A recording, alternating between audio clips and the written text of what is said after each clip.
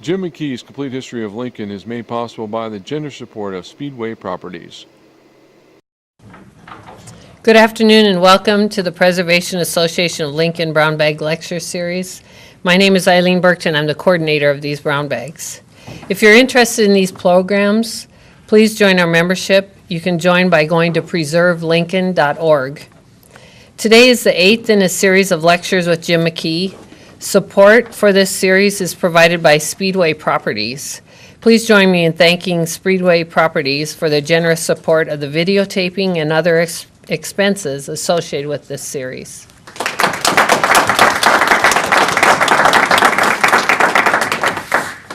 Our speaker today is Jim McKee. Jim is a lifelong Lincolnite. His great-grandparents pioneered in Lancaster County in the 1870s.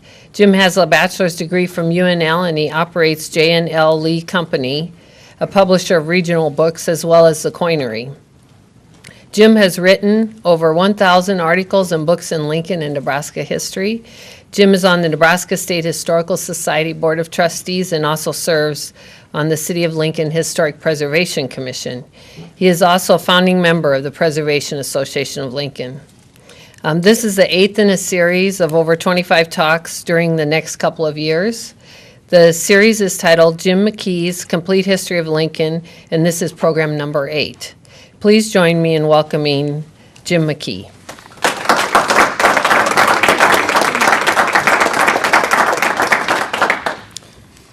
Soon you'll have that introduction memorized. We're going to finish with the University of Nebraska today, I think. And the first slide up is the first true dormitory, if you will, associated with but not owned by the University of Nebraska. When the University of Nebraska first established itself, of course, there was a great deal of interest and planning about the first building, but virtually nothing about where to house the students. In 1871, the regents authorized the chancellor to purchase properties, one or more houses for the benefit of housing the students, but he did nothing. Beginning in 1875, there was a strong assumption that the students would all find enough places to live by boarding out in houses in the general area. And also in that year, I think we talked about a little bit where they fitted out the upper floor of University Hall, the dormered window portion of the building, kind of an attic, if nothing else, to be a dormitory for male students. And in so doing, all they did was they laid a couple of parallel planks down the middle of the attic over the rafters, and then sat steel cots out onto the rafters so that the students had to walk down the middle and then juggle out over the rafters into their cots. It was never successful in any way you want to put it. Fortunately, no one apparently fell through into the next floor. But this was discontinued about 1880, and in the meantime, as they predicted, most of the male students were able to farm out or board in local houses scattered around the university. And in fact, this went on clear into the time I was at the university, beginning in 1958. We had students boarding in houses, particularly a couple of them to the west of where the Lead Center sits now. And in fact, the two leading houses one was right where the Lead Center sits now, Dr. and Mrs. Swisher, and one that was at about 11th and Q Street, something like that would be in the edge of the Lead Center today. And a couple of other places clear over on K Street. Most of these were getting $3 to $4 a week board and room. And the student newspaper was chiding a couple of students at that period in time because they were willing to spend $6 a week to board and room at a hotel called the Clifton House, which was near 9th and Q Streets. Then in 1878, Chancellor Fairfield came along, and he was well aware of the deficiency, and parents had been after him for some time to provide dormitories. But rather than have the university do it, he contacted a group of local businessmen and urged them to build a private dormitory, which is what we see here, which opened in September of 1879. It was on the northeast corner of what we would call 14th and U, but they called University Place. University Place was a street name, nothing to do with the later suburb. And later would be named U Street, just as V Street would become Vine Street. And it was a sort of a stub street a couple of blocks long. It sort of picked up and stopped. It's the street today that would have the health center, University Health Center would be on it. So the building was built there. They could accommodate 70 young ladies to board and room, and they also opened it so that young men could take board there. They said they could take up to 80 people if 10 of the young men were just taking board. Board and room was $2.50 per week, which may seem like a lot, but if you were willing to forego coffee and tea, they would drop it down to $2.25 a week. Each room was equipped with an ample closet, a stove, a bedstead, chairs, a table, a washstand, and a coal box. I can't imagine what else a co-ed would have wanted, but it did not catch on very well, and in 1881 the building was completely remodeled. It still didn't work, and in 1883 it was referred to as Fairfield's Folly. Being about 4 blocks from University Hall, the students simply were unwilling to walk that far.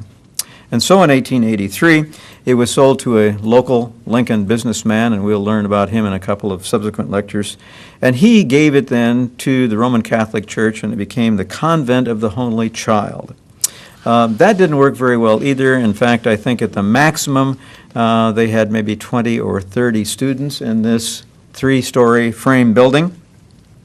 And by that time, students were still going back to boarding wherever they could, and we have one written report from a guy named Amos Warner who said that he shared a room in a ramshackle building on O Street and took his baths at a barber shop down the walk a few blocks away. So this is going to fail. The building will serve several things. It will become a private school, the Convent of the Holy Child. It will become part of a hospital, which is owned by a man who later will operate a separate hospital called Lincoln Lutheran. When they had 30 students, they had 12 teachers, so even the convent did not work at all. Later on, this building will be torn down, and it will become the site of Bancroft School. Bancroft School was originally down at about 7th and S, RS, something like that. That will become a metals dealer, Hill and Neiden, ultimately. Bancroft School will be built on this site. Bancroft School built about the same time as Whittier and the same time as Lincoln High. Bancroft School will be the laboratory school for the Teachers College for elementary school teachers, and that will go away. Claire McPhee will be built using some university funds and some City of Lincoln funds. Bancroft School will become University of Nebraska classrooms and offices. It will subsequently be torn down, and now it's pretty much grassy area next to and directly north of what I think is called the Kaufman Center, which is a brand new building on the campus. So in the 2000s, even the school was gone, even the building which now, here we are.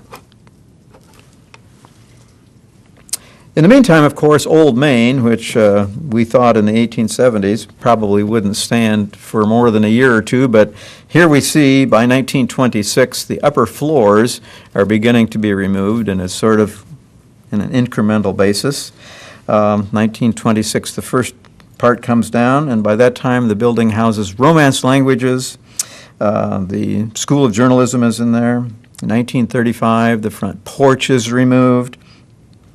Publications is in there in the building, the junior division is in the building, and a friend of mine, Dr. Henry Holtzclaw, who was a chemistry professor, had a friend who had an office over there, and he told in the 40s of going over there and visiting his friend and going into his office and seeing scattered around the whole office were buckets and tin cans and coffee cans and pots, and it was raining. And of course, it hadn't rained in Lincoln for a couple of days, but because they had taken off the true roof of the building and put on a Nebraska flat roof, which never works in my estimation, the building would leak so badly that several days after the rain stopped, it was still dripping into this professor's office.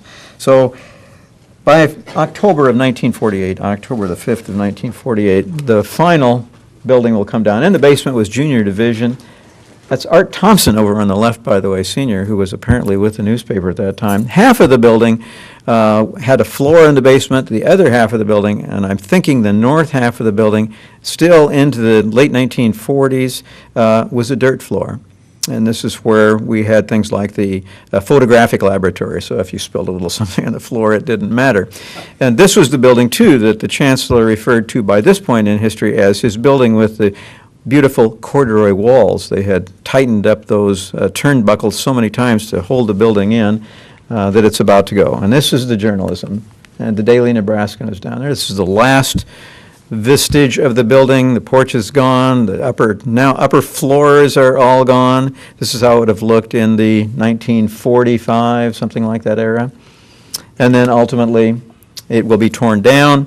About all that's left of it would be the box, which was in the cornerstone, which had very little in it because, unfortunately, even the cornerstone had leaked. So by then, there wasn't much left.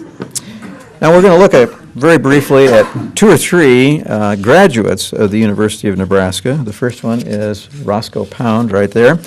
On the left, I always think he looks like someone who was just accidentally eaten a raw frog. Next to him on his left is Mr. Woods, part of the Woods family. He becomes later president of a university on the East Coast.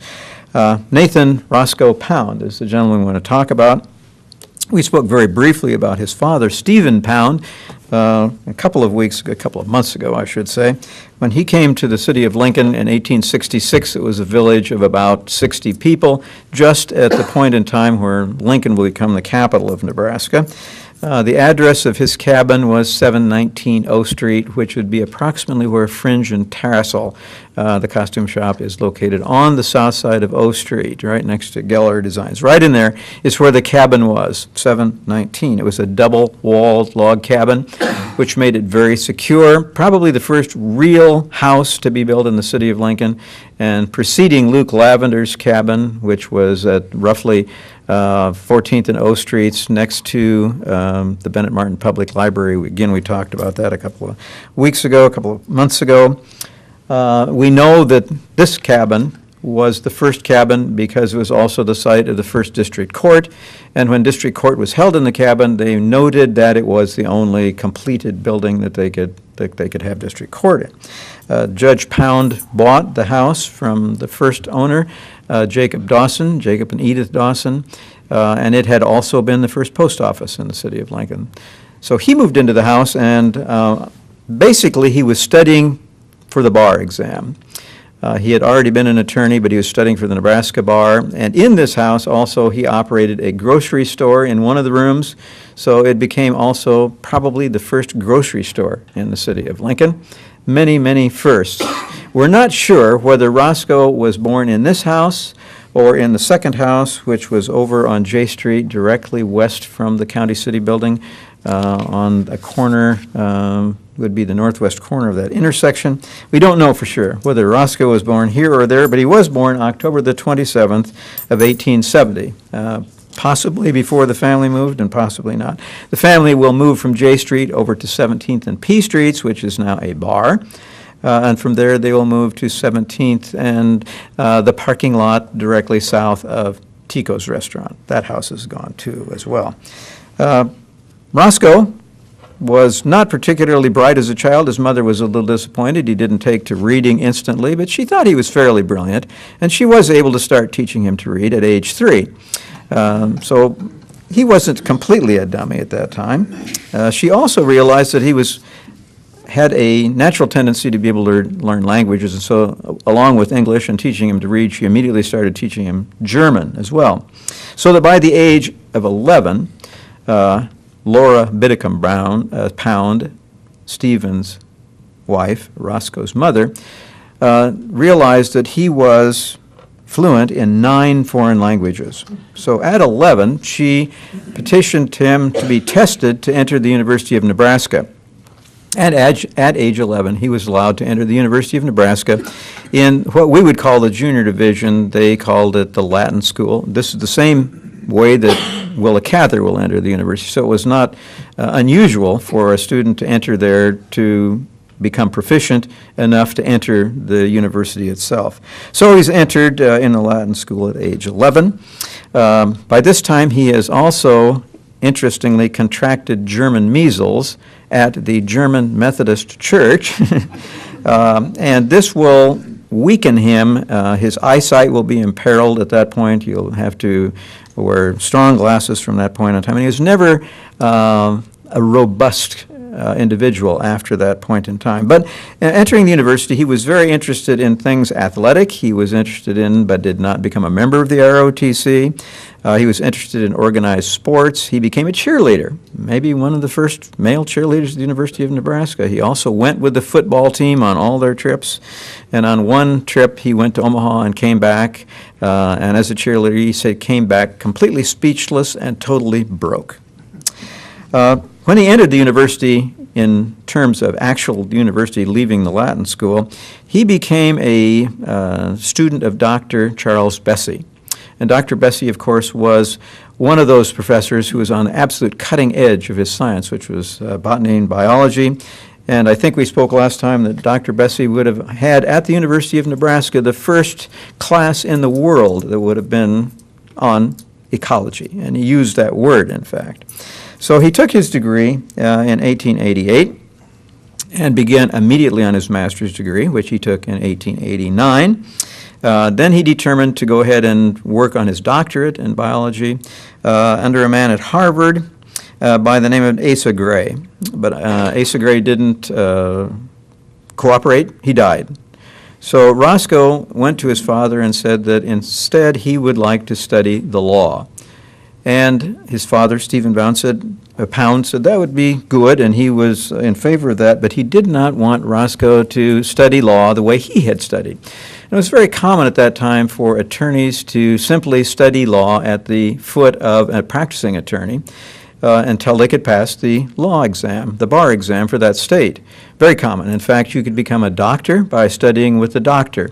You could become a pharmacist by studying with a pharmacist. Interestingly, you could not become a veterinarian without going to veterinarian school. And it was said that was because farmers valued their livestock more than they valued their own life. But at any rate, he did not want him to study under an attorney. He said he wanted him to go to Harvard to study law. So Roscoe did. He went to Harvard and took the entire law school class in 1 year. He graduated in 1896, 1897, came back to the University of Nebraska, and completed his doctorate in botany. And at that point in time, he became less enamored with botany because he had reached what he thought was probably the pinnacle of botanyhood. Is that a good word? Because they had named a fungus after him. And where do you go from there? Roscopoundia, and it's still listed. So in 1899, he begins teaching law at the University of Nebraska. He marries a young lady from Columbus, Nebraska, Grace Gerard, and they moved to 1969 A Street, and then that was in 1901. Then he later moved again, staying in Lincoln.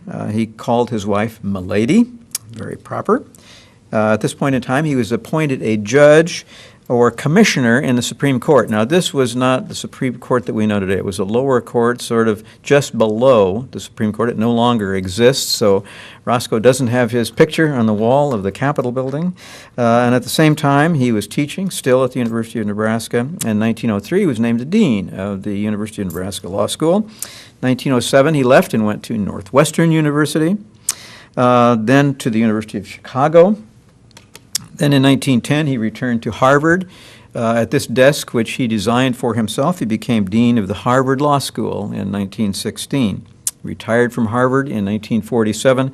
And at that point in time, at his retirement, he went to China and rewrote their entire legal system and part of their constitution. He died in 1964, and at that point in history was known as the most knowledgeable man of law in the world. Of course, that's arguable. Different people would certainly disagree with him. One of the things he said shortly before that was that the thing that got him into more trouble in his life than anything else was his blamed memory. He had a photographic memory, but unlike some people who had a photographic memory, he was able to actually apply that memory. One of the things that calls to mind is when he came back at one point to visit his two sisters, Olivia and Louisa, who were living in the house on 17th Street. The university law school decided to hold a banquet in his honor, and at that banquet they invited every practicing attorney in the city of Lincoln, the faculty of the law college, all the local judges, and all of the students that were in law college at that time. And when the banquet started, they had a reception line, and he met every person and shook their hands. And when the banquet was over, he stood at the door, shook everyone's hand, and called everyone by name. And that's pretty incredible to my thinking that he was able to do that. So he was certainly, to my mind, one of the most influential people ever to be born in the city of Lincoln, and certainly one of the most influential people to graduate from the University of Nebraska. Aged 94 when he died, by the way. Willa Cather was another graduate of the University of Nebraska. And of course, there are many, many of them that were very famous. We're only going to talk briefly about 3 of them today. She was born Willella Siebert Cather near Winchester, Virginia, December the 7th of 1873. Although we have people who are not sure exactly when she was born, because later Willella went to the authority, which was the family Bible, and changed her name from Willella to Willa. Willella was an aunt who had died, and apparently someone, either she didn't like her name or she didn't like Willella. We're not sure which. But she not only changed her name in the family Bible to Willa, but also changed her date of birth by a few years in order to make herself slightly younger than she was. In 1883, the family moved from Virginia to an area northwest of the city of Red Cloud called Catherton, which she had some relatives living there. About a year later, that was 15 miles from Red Cloud, then about a year later they moved into Red Cloud, first in a rented home, and her father became interested in a business selling loans and real estate. She was the eldest of 7 children, called herself Willie, or the family called her Willie, as we can see her early on. It's probably about that time she begins thinking about writing, because we can see that she's collecting people and stories already. But also she was interested at that point in life in becoming a physician. She began dissecting frogs and animals and called herself William Cather, M.D. She graduated from high school. She was the class orator, which may not be too great an honor because there are only 3 people in her graduating class. But nonetheless, she graduated in 1890. In that fall, she took the Burlington Railroad to Lincoln to the University of Nebraska. She enrolled in the Latin school, just as Roscoe Pound did. We learned that she lived at that point in time at 1019 H Street. However, if we look up 1019 H Street in city directories and Sanborn maps, we find there is no such place. So we're not sure where she lived originally, but she soon moved to 1029 L and lived there most of the time she was in Lincoln. She also soon abandoned her medical career and decided instead to concentrate on English and writing, and adopted a new nickname, Billy, at this point in time. She was at a time in the university where she had a very heady bunch of students in school with her, not the least of which would have been Roscoe, but also Dorothy Canfield. Dorothy Canfield was the daughter of the chancellor. Later, when she married a man by the name of Mr. Fisher, I believe he was an engineer, Dorothy Canfield Fisher, I think she probably actually wrote and had published more novels than Willa Cather did. Probably the most popular being one called Seasoned Timbers, and if you go to a used bookstore, you'll still find copies of a number of her works, but they did not stand the test of time. Certainly Cather's would have. Also, she was a good friend of Muriel Geer. Muriel Geer's father was the owner and editor of the Lincoln State Journal, which will become the Lincoln Journal and later the Lincoln Journal-Star. And of course, Geer Library is named for her, or him, I should say. Their home at that time was on the corner of, it would be 9th and D, I believe it would be. And they moved that house. It now sits at 24th and Van Dorn. Picked it up and moved it. Cut it in half and moved it, as a matter of fact. Kind of an interesting proposition. And crazy glued it back together, and I think it just sold here again not very long ago. Also, she was a close friend of Louise Pound's and was frequently a visitor at their home on 17th Street. By 1893, she was also writing for the Lincoln Journal newspaper for $1 a day. She was writing things primarily like drama critics, Her columns included one called As You Like It, one called One Way of Putting It, and the other one, The Passing Show. She wrote many drama reviews at that point in time, and later started working for another newspaper in Lincoln, owned and edited by a lady by the name of Sarah Harris. It was called the Lincoln Courier, and Lincoln's had many newspapers through the years. Sarah Harris predicted that Miss Cather would have a great and brilliant career. She was certainly right. She wrote her first fiction piece in 1892 called Peter. I've never seen it. It was apparently not ever really published. But later on in probably 94, she wrote at perhaps the suggestion of Dorothy Canfield, a novella, long short story called The Fear That Walks by Noonday. And it is the story of the Nebraska football team. So maybe the first Nebraska football story that came out. It won a prize in 1895. She got $10, so it became the first work which she wrote for which she was paid. Being the editor of the University of Nebraska's yearbook that year, which was called the Sombrero, she published her book, or novella, or short story, in the Sombrero. And that becomes a very interesting copy of the only really interesting copy of the yearbook for many years, the 1895 Sombrero. And Muriel Gear was her co-editor that year. So that became her first published story.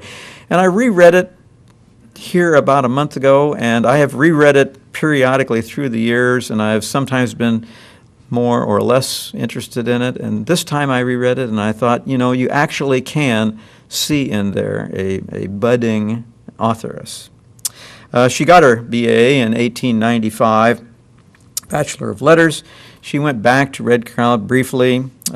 She sought other positions, teacher and so forth. In 1896, she moved to Pittsburgh and became a columnist for the Home Monthly magazine. Then 2 years later, she joined the progressive newspaper, the Daily Leader. And she also published her first full book at that time, April Sunlight, in 1903. Then, beginning in 1906, she became the associate editor of McClure's magazine, her last magazine editorship. And she will, at that point in time, become very closely associated and a friend with a man by the name of Alfred Knopf, K-N-O-P-F, who will ultimately become part of, his books will become part of the Random House series. And he sort of takes her under his wing and begins publishing her books.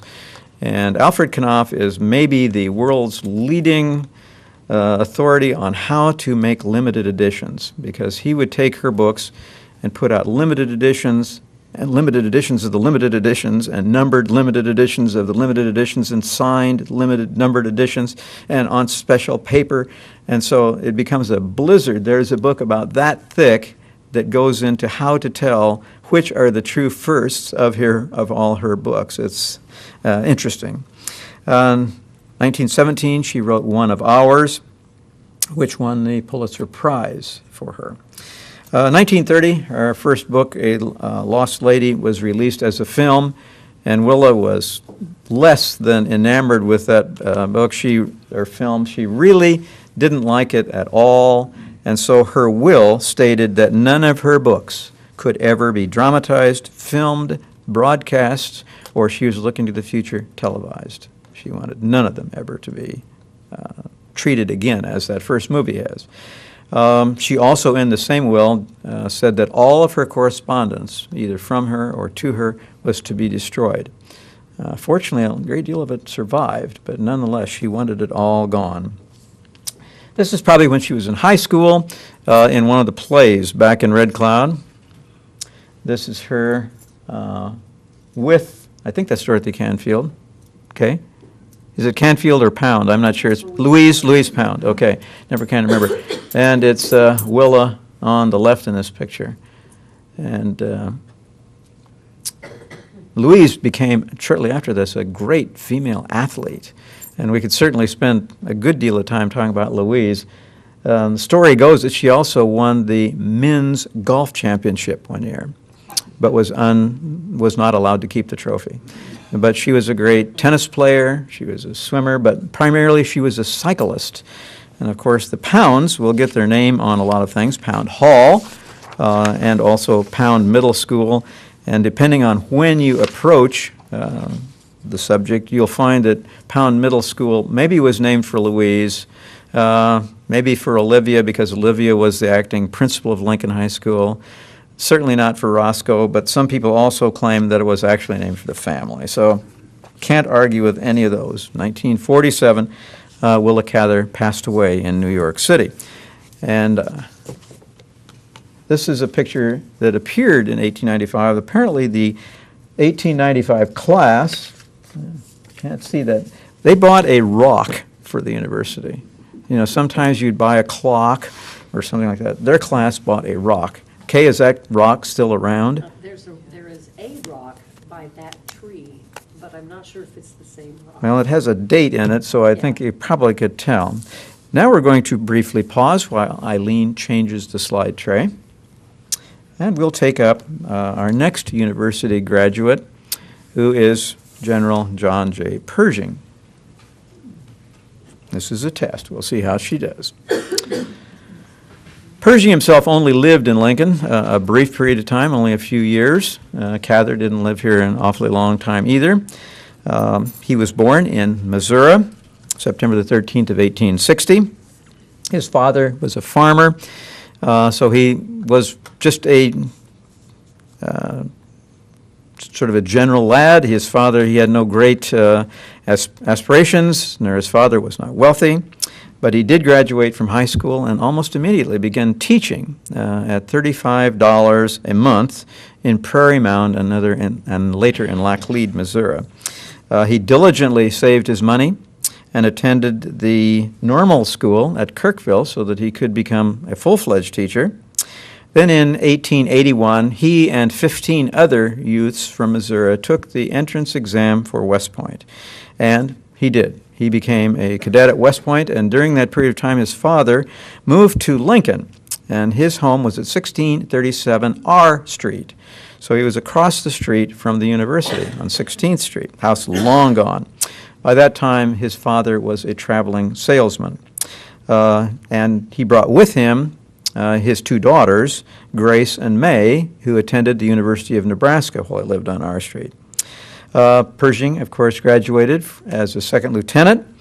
He was also the senior cadet captain, which was the highest rank cadet would receive at West Point at that point in time. He began his military career in 1890 in New Mexico with the 6th Cavalry. Later, he appeared against the Sioux in a couple of campaigns, and in 1891 he became the head of Indian Scouts at the Pine Ridge Reservation Agency. But at that point in time, he decided to apply to the University of Nebraska to become the commandant of the cadets, the head of the military science department, which he won from 1891 to 1895. His primary interest was being with his family, his two sisters and his father. The chancellor, it is said at that time, could see in Pershing a man who was very, very active and very, very intelligent, and supposedly he said, "We've got to find something to keep this young man busy or he's going to get in trouble." So he asked Pershing to teach mathematics at the university while he was also head of the cadet corps, and also he convinced Pershing to enter the University of Nebraska School of Law. And so he actually is going to attend the University of Nebraska and graduate. When he leaves, he has turned the cadet corps from what they called at that time a joke into a very precise military organization. And when he left, the cadets asked for a pair of his pants.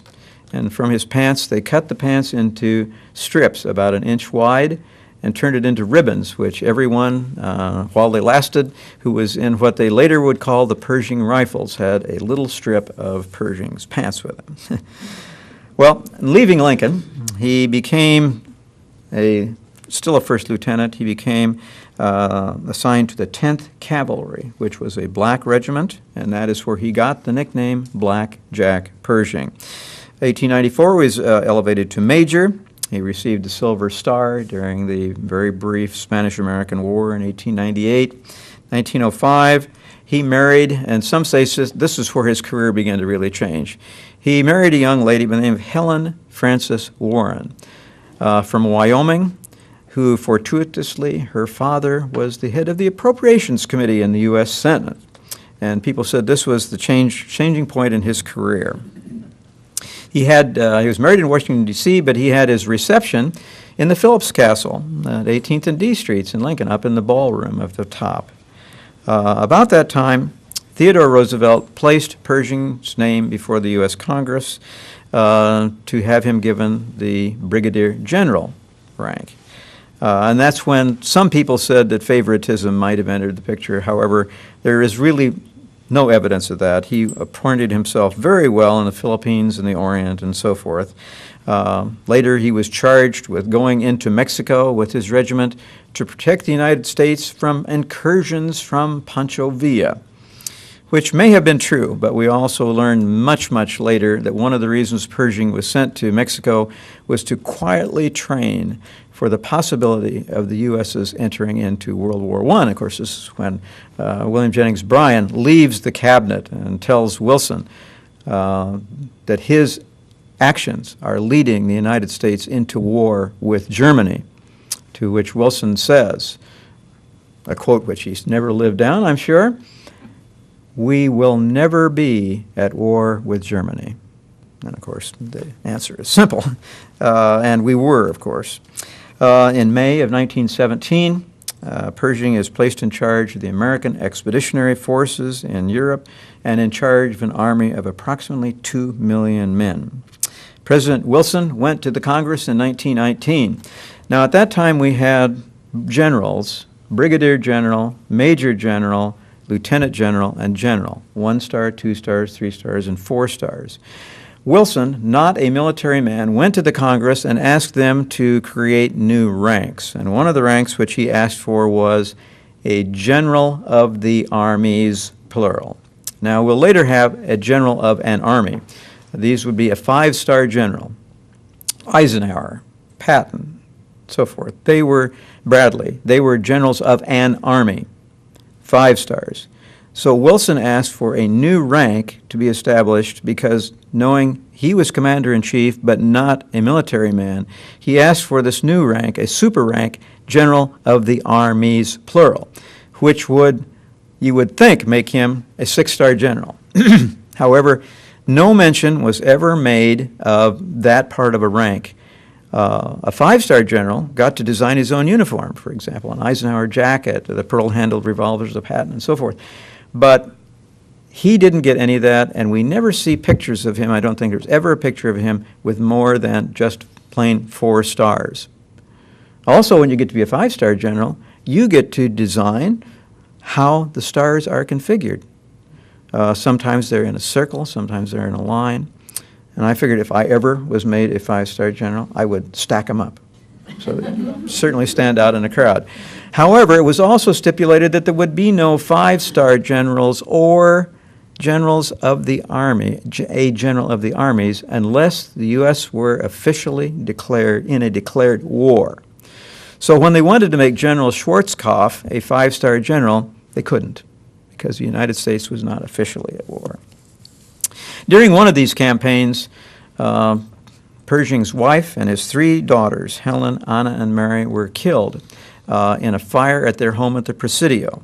So at that point in time, General Pershing built a home for his 2 sisters, the widowed Mrs. D.M. Butler and Anna, his other sister. He built a house for them at 1748B, and he left his son, Francis Warren, of course Warren being his mother's maiden name, he left his son with the 2 aunts to live in Lincoln.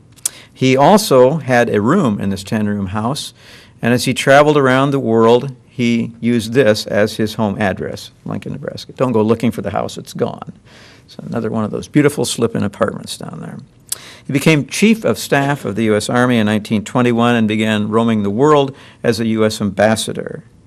1945, President Truman pointed out that Pershing during World War I had wanted to continue the march on to Berlin, but unfortunately that had to be cleaned up in World War II. The last years of his life were spent pretty much at Walter Reed Hospital.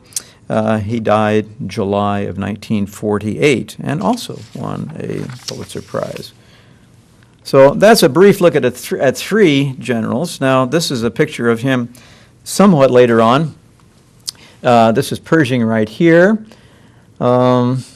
This is, let's see, I believe this is a Woods, and I believe this is the Vice President of the United States later, Charles Dawes, who lived in Lincoln at that point in time.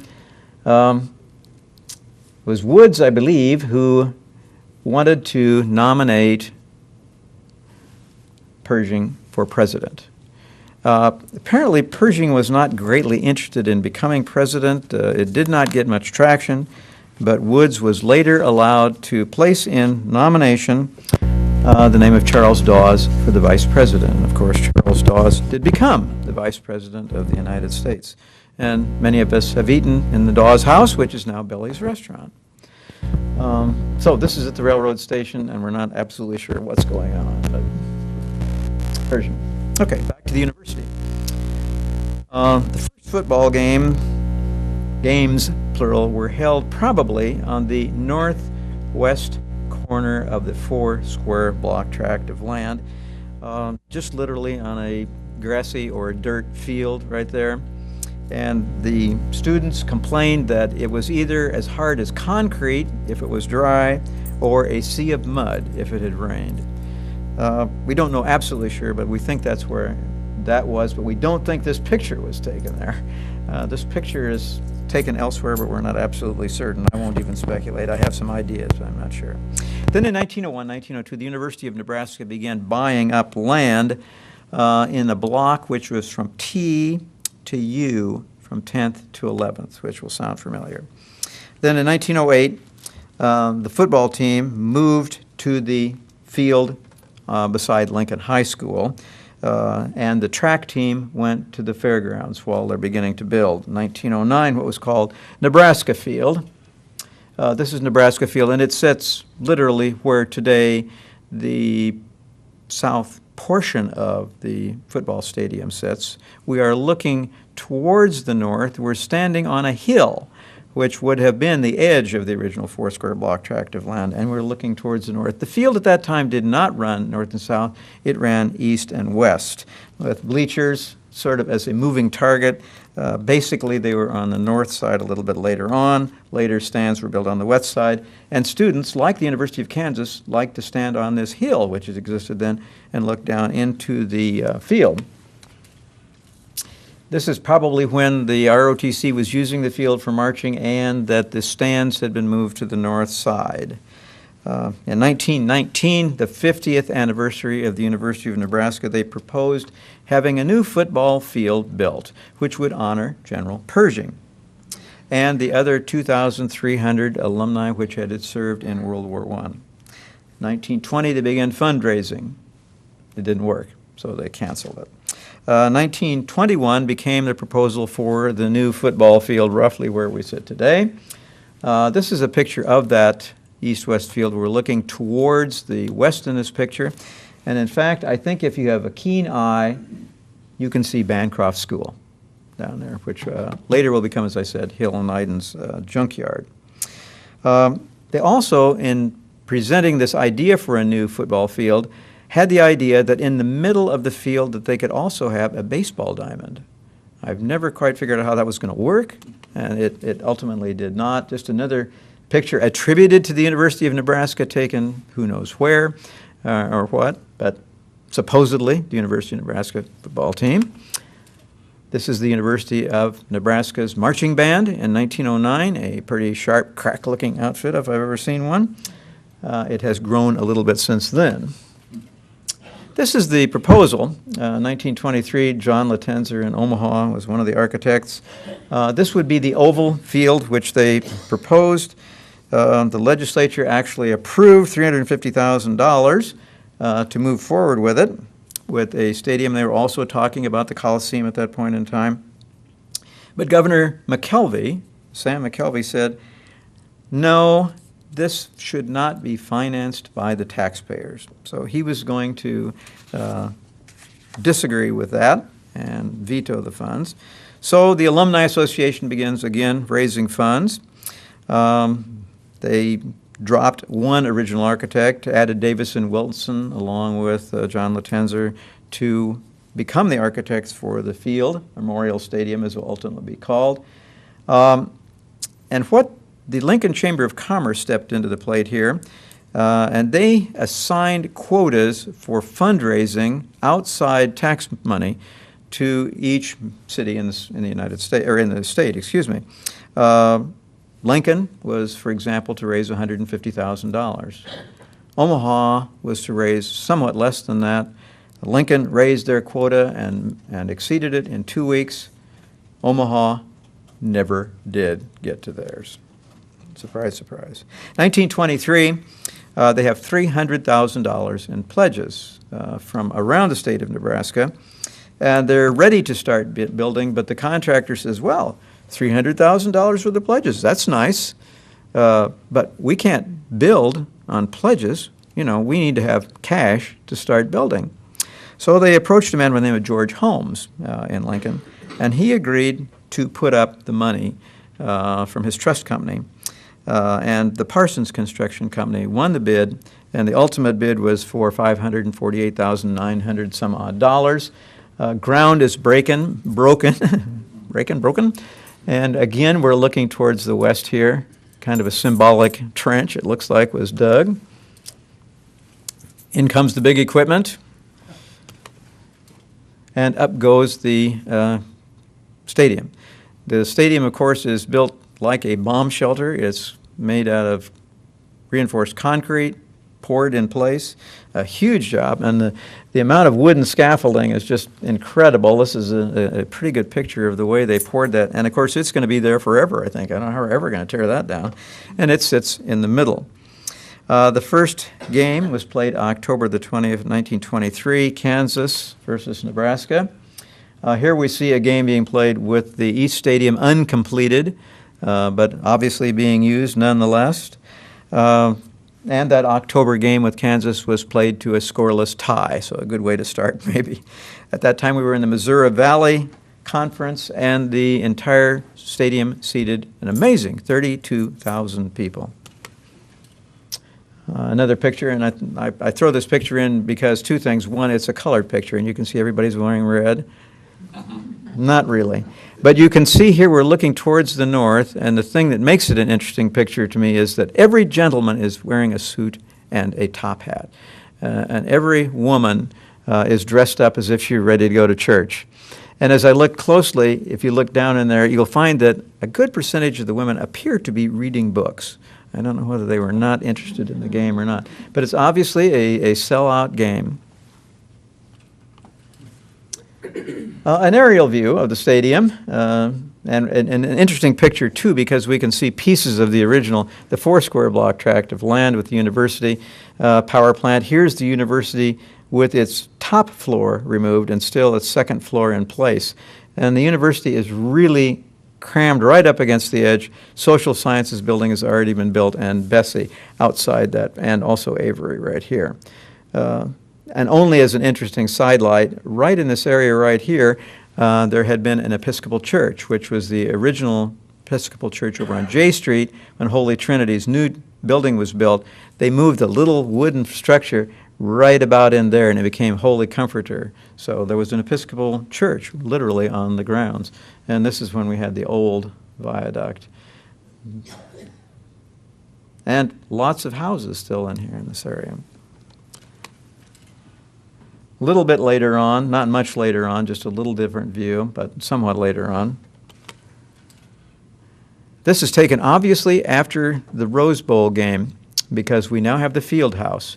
And the field house was built with funds that the University of Nebraska got for playing in the Rose Bowl. 1933, backing up just a smidge, quite often the stands were either not full or looked pretty bleak. So two gentlemen got together, John Selleck, business manager at the University of Nebraska, and Don Lentz, who was the band director, and they came up with the idea of at least one football game each year. They would, by golly, fill the stands. They came up with the concept of Band Day. This meant that high school bands from all over the state were invited in for that one day, and of course with them come parents and relatives and so forth. This is Band Day a little bit later on. This is a color picture, but it's a colored slide, and sadly colored slides, early ones particularly, don't hold their color very well. We're looking off And we can see the word freedom both on the field and in the card section at this point in time. In 1940, the bonds, which had been used to build the stadium, were completely paid off. The Rose Bowl funds had built the field house. Then in 1964, we started building on. We built on 64, we built on 72. This is the North Stadium, a portion of which will actually collapse at one point in time. And at one point now, we have risen from 32,000 to 75,000.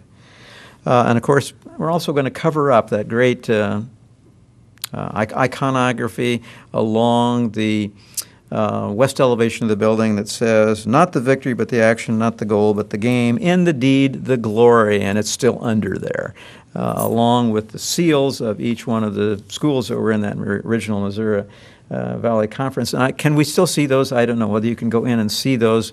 At one point in time, you could still see where we added on to the stadium. Added on here, got North and South Stadium, got down where I sat in my knothole season tickets, which were 10 cents per game, and I never had this much all at once. For 50 cents, you could buy a season ticket. Later on, it was 50 cents a game, and that's when I had to quit going. But now we've built in there, and we can no longer have the students just sitting mostly on, first of all, on the sod, and then later in bleachers. And now we've got the East Stadium covered over, or the West Stadium, excuse me, covered over and built, but the field house is still here. We're looking towards the southeast in this picture.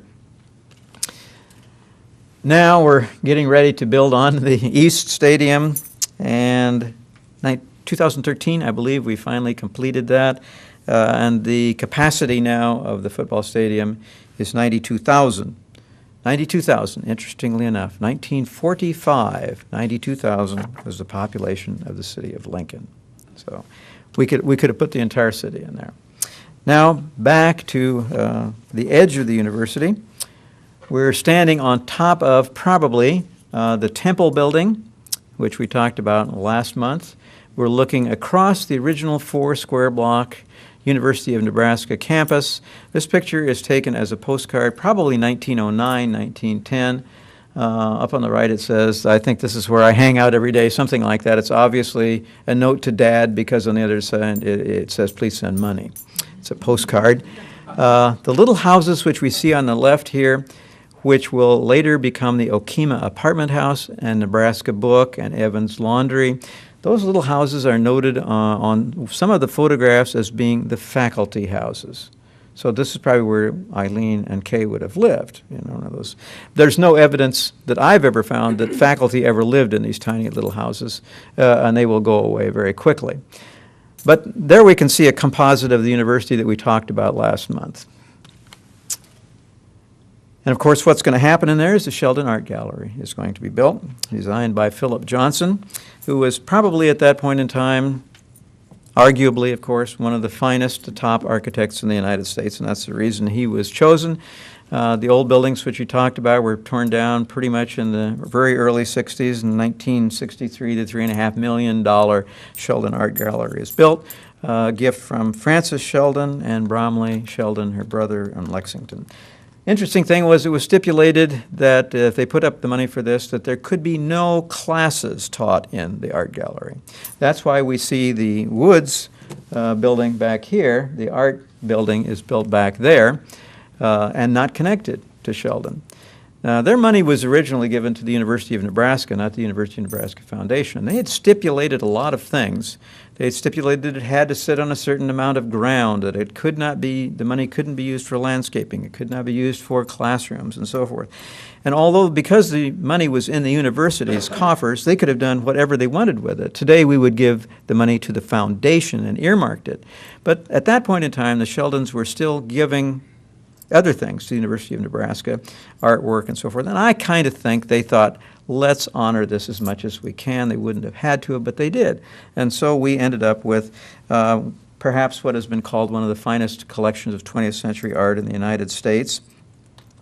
And Sheldon Art Gallery remains as an icon of Philip Johnson's. If you see any group of his collected buildings, you always find Sheldon Art Gallery, one of the two that's mentioned. The other one, of course, is the Glass House.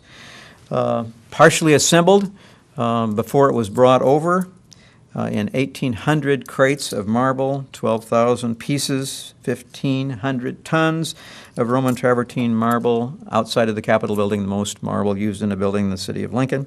Ceiling suspended inside, 400 pieces bolted 2 feet below the true roof of the building, put together by Olson Construction Company.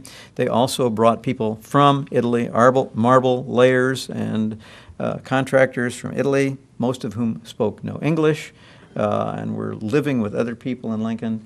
The building is a very interesting building in many regards. It is said that when it was completed, some people say it was the most expensive building in the United States ever built on a per square foot basis. Probably not true, but certainly it was the most expensive building ever built in the United States west of the Missouri River on a per square foot basis. It was also the first art gallery in the world, as far as I know, to generally carpet its walls so that artwork could be hung with nails, which could be removed and no holes in the plaster. That became a standard worldwide, and then Sheldon Art Gallery became one of the first art galleries in the world to remove the carpet and have no carpet on the walls. And so that's now going away. Apparently the carpet likes to collect dust, and that's one of the things that's opposed to it. Sheldon, of course, having a anniversary in which we'll probably have a program in a month or two strictly on Sheldon. That brings us to not only the end of the University of Nebraska, but also the end of our hour. So if there are any questions, I would be glad to entertain them, and Kay will answer them if I can't. Any questions at all? Eileen. You said Roscoe Pound started college when he was 11? The question was, did Roscoe Pound enter the university at the age of 11? The answer is yes and no. He entered not the university truly, he entered what we would call a junior division probably today. I think that's what it's called. He entered the Latin school. And the Latin school would have enabled him to come up to speed to where he could enter the University of Nebraska, which he did a couple of years later. So yes and no. And the same thing that happened to Willa Cather. When she graduated from Red Cloud, I'm not sure I don't think that was a 12-year high school. Many high schools at that time were 8-year high schools. So when they came to the university, they perhaps didn't have enough English or enough chemistry or enough something to be admitted as a true student of the university. So both Roscoe Pound and Willa Cather entered the university not exactly. They entered the junior division or the Latin school. So then after he went through school, he was probably very young, graduating. Yeah, he would have gotten his master's degree at age 17 or 18, for example. Yeah, very young, but it took him a while. Where was the Latin school? Where was the Latin school? The Latin school was in the university, in Old Main, and it would have been certainly just a series of classes, and obviously it would have used faculty from the university to bring them up to speed. But there was only the one building until the chemistry building was built. So everything was in that building, including the Latin school. Another question? And the Latin school was actually a lot bigger than the university enrollment. Yeah, and I mean, Kay points out that the Latin school had more enrollment than the University of Nebraska, and certainly the very, very first students that came, the university claimed, I think, that they had 120 students in university that first year, and my recollection is that of the 120, 17 were actually students at the university. So over 100 would have been in what we call the Latin school then. Robert? But I'm gathering that the Latin school would have been as much an institution as it was a facility. I mean, it's a bracket in which you're kept until you get rid of your deficits. Yeah, the question is, was it an institution more than the university? And I think that's a valid comment. like the colleges are now. Yeah. More like junior division. Exactly. I think that the junior division would be a good way to do. We still have the junior division? No. No. But we have something, maybe that. We have undeclared undergraduate. undeclared undergraduates. Everything has a new euphemism, you know? Yeah. We don't have the state insane asylum anymore either. Kimball went to the Latin school. Sue? Thomas Kimball. Oh, Thomas Kimball. Okay. Went to the Latin school. Okay. Okay, I think that's about it. I don't know whether we'll be back next month or whether we'll be back in a couple of 3 months, but we'll stand by and watch for a postcard, and we will let you know. Thank you very much.